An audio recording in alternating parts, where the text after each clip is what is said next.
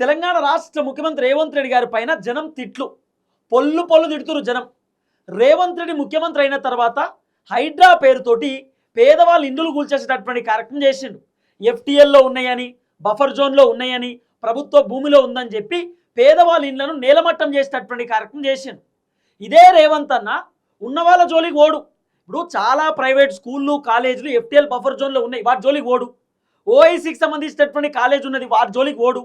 కాంగ్రెస్ పార్టీకి సంబంధించిన ఎమ్మెల్యేలు, ఎంపీలు, మంత్రులు, ఎమ్మెల్సీలకు సంబంధించినటువంటి ఫామ్ హౌస్లు, ఇల్లులు, వాళ్ళకి సంబంధించినటువంటి బిల్డింగ్లు చాలా ఎఫ్టీఎల్ బఫర్ జోన్లో చెరువు శివార్లో ఉంటాయి, వాటి జోలికి పోరు.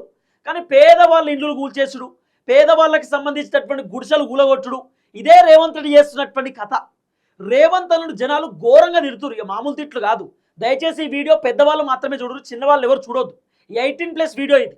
కేవలం 18 సంవత్సరాలు నిండినటువంటి మాత్రమే ఈ వీడియో చూడరు, మిగతా వాళ్ళు చూడకుర్రి. వీడియోలోనే చెప్తున్నా, ఎందుకంటే జనాలు తిడుతుర్రు. ఇప్పుడు ప్రజా సమస్యలు చూపించడం మన బాధ్యత. ప్రజలు పడుతున్నటువంటి కష్టాలు, ప్రజలు పడుతున్నటువంటి బాధలు, ప్రజలు పడుతున్నటువంటి ఇబ్బందులు ప్రభుత్వానికి చూపించాలి, ప్రభుత్వానికి అర్థం కావాలి కదా, ప్రభుత్వానికి వాళ్ళ వర్షం వినిపించాలి కదా. కాబట్టి ఈ వీడియోలో నేను చూపించేటటువంటి కార్యక్రమం చేస్తున్నా. ఇప్పుడు రేవంత్ అన్న వచ్చిన తర్వాత ఆయన పర్ఫార్మెన్స్ ఎట్లుందో మీరు చూస్తున్నారు.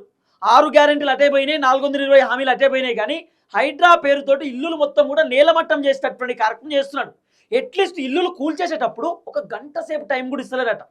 ఆ ఇంట్లో ఫ్రిడ్జ్ ఉన్నది సార్, కూలర్ ఉన్నది, పండుకోనికి బెడ్ ఉన్నది సార్, మొత్తం ఇంట్లో ఎక్విప్మెంట్స్ ఉన్నాయి, తినే బోళ్ళు కూడా ఇంట్లోనే ఉన్నాయి, అవి తీసుకుంటాం సార్, ఒక గంట సేపు టైం ఇవ్వమంటే కూడా ఇస్తలేరట.